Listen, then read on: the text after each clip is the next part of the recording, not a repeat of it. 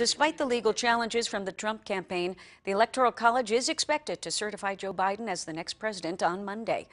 Members of the Electoral College represent the voters who cast ballots in the November election.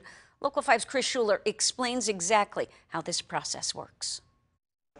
Record numbers of people turned out to vote in this past presidential election, but political expert Michael Kraft says technically they weren't voting for a particular candidate. So you're voting for a slate of electors who in turn vote for the president. He says you were voting for the Electoral College, the name for a group of 538 people who cast each state's official vote for president, a system laid out in the Constitution. The founders thought, but this is a way to put some constraint on what you might think of as mob rule or majority rules. Each state's number of electors is based on their representation in Congress. In Wisconsin, there are 10.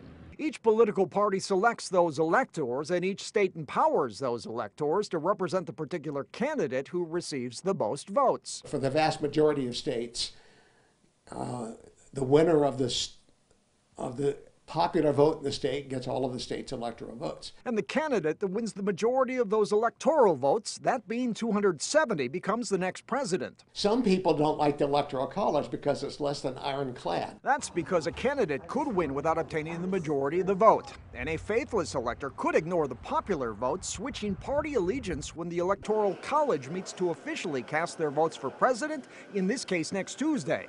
But that is rare and has never changed the result of an election. Next Tuesday should be about as definitive a resolution of controversy over the election as we're going to get. In Green Bay, Kris Schuller, Local 5 News. An election based on the popular vote alone has been debated in the past, but it would require a constitutional amendment.